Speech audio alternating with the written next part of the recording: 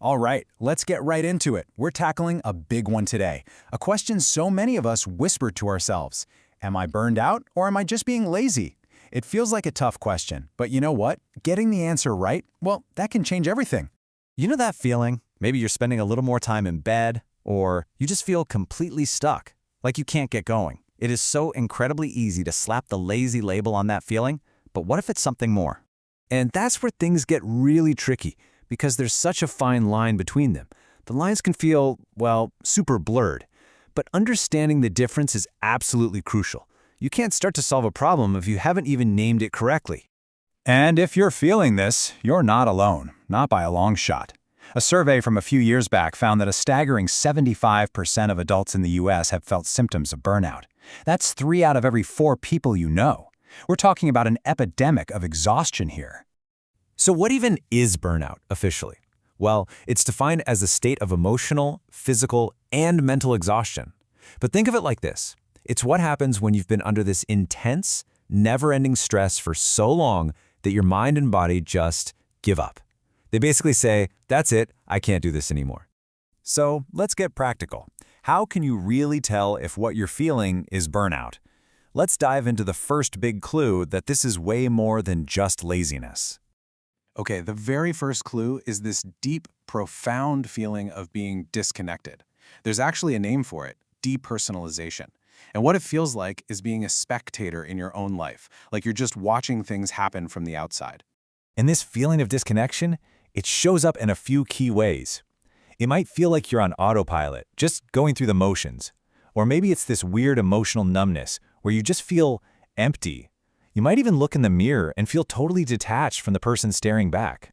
All of this leads to this overwhelming sense of helplessness, which is a hallmark of burnout, not laziness. All right, the second major clue is less about how you feel right in this moment and much more about who you used to be. The key word here is change. Just think back for a second. Were you once that motivated, maybe even high-achieving person?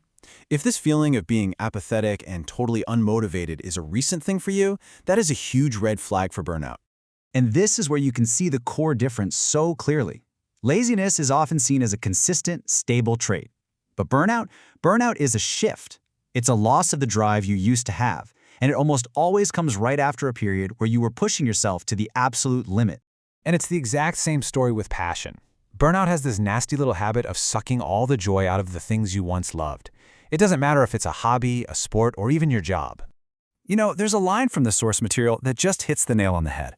It says that burnout doesn't just make it hard to do things you once loved, you might even start to hate or resent it. And that feeling of resentment is so key.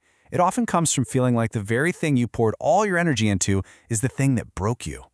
So, beyond motivation and passion, there's a really significant emotional toll that comes along with burnout. Think about the stereotype of a lazy person. Usually we picture someone relaxed, laid back, kind of unaffected by things. Well, someone experiencing burnout is the complete opposite. They can become moody out of nowhere, snappy, and just feel like their emotions are totally haywire. Again, it all comes back to that noticeable change in behavior. This often leads to one of the most visible signs, a real change in self-care. I mean, when you're so exhausted that even simple things feel impossible, you might pull away from friends, stop eating right, or let your living space go. But the most important thing to remember here is this: you weren't always this way. And now for what might be the most important point of all. Burnout doesn't just show up one day out of the blue. No, it's a slow, gradual process, a decline. This is so important because it shows that burnout is a journey, and not a good one.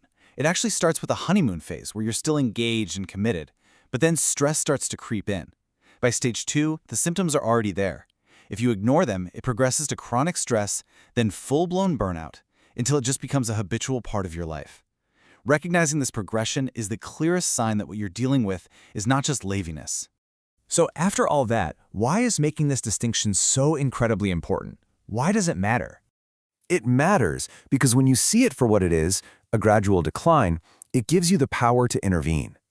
Spotting those signs in the early stages, like when your optimism just starts to fade a little, that's your chance. It allows you to make changes before you're running on completely empty. Ultimately, shifting the label from lazy to burnout changes absolutely everything. It reframes the problem. It's no longer a character flaw that needs criticism. It becomes a serious condition that requires compassion. You're not broken, you're exhausted. This quote from our source material really just sums it all up. By understanding what we've talked about today, we can stop dismissing what is often a legitimate cry for help as just a simple lack of effort. So I'll leave you with this question to really think about. Looking at all these signs, the disconnection, the change from your former self, that gradual decline, is there anything in your own life that you've been dismissing as just being lazy?